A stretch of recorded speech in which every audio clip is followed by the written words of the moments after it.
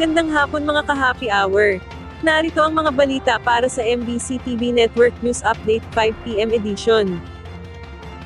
Pagsusukap pananakit ng tiyan, idinadaing ng mga estudyante at guro dahil sa masangsang na amoy.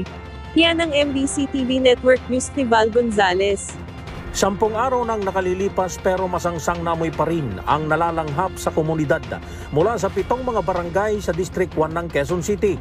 Ito ay resulta ng nasunog na mga gusali ng Glacier North Refrigeration Storage Corporation na matatagpuan sa FPJ Avenue, Barangay Del Monte, Quezon City noong Enero 20. Dahil dito, 38 mga guro at mga mag-aaral ng San Francisco Elementary School ang nagsusuka, sumakit ang tiyan at ulo at nagkandahilo dulot ng mabahong amoy na galing sa hindi pa tuluyang naitatapon na nabubulok ng mga frozen meat products mula sa pasilidad. Ayon kay Eli Reales, ang Public Health Surveillance Officer ng Quezon City Epidemiology and Disease Surveillance Division, nitong araw ng Martes nang rumisponde ang mga personnel at opisyal ng CESD kasama ang mga taga CDRRMO.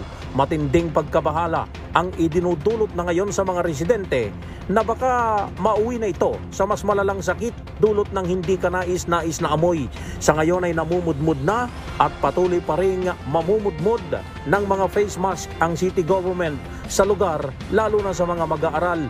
Pinakilos na rin ng Quezon City Government ang iba't ibang mga departamento para magsagawa ng koordinasyon at pagpaplano para sa mabilisang disposal ng tonel-toneladang mga meat products na nasa state of decomposition na. Sa ngayon ay hindi pa rin sinususpinde ang klase sa San Francisco Elementary School kahit na napakasangsang pa rin ang naaamoy sa buong lugar.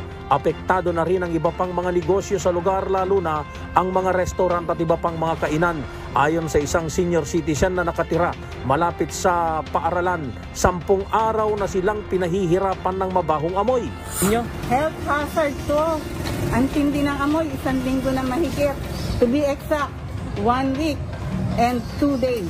Dahil sa matinding pagkadismaya ay umaapila ang residenteng ito sa lokal na pamahalaan ng Lungsod Quezon na wag nang payagang makapag-operate pa ang nabanggit na storage facility. Pwede lang wag nang bigyan ng permit to operate that kind of business since it's not an industrial park. Residential area naman yan. Kasi nakita natin yung effect. Oo, it's an accident. Nobody wants na magkasunog, but then the effect of that.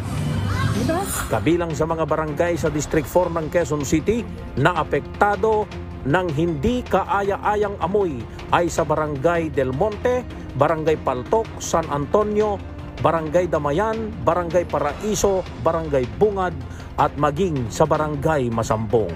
Para sa MBC TV Network News, ako si Val Gonzales, DZRH, una sa Pilipinas, una sa Pilipino.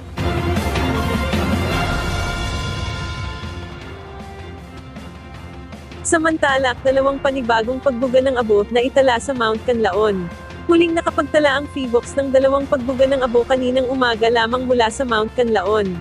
Batay sa inilabas na data ng ahensya, ang ash emission ay nangyari kaninang alas 10:08 hanggang alas 10:12 ng umaga, at alas 10:14 hanggang alas 10:17 ng umaga. Ang naturang pangyayari ay nakalikha ng 100 hanggang 150 meters plume mula sa summit crater. Napadpad naman ito sa kanlurang direksyon na naobserbahan sa Canlaon Volcano Observatory.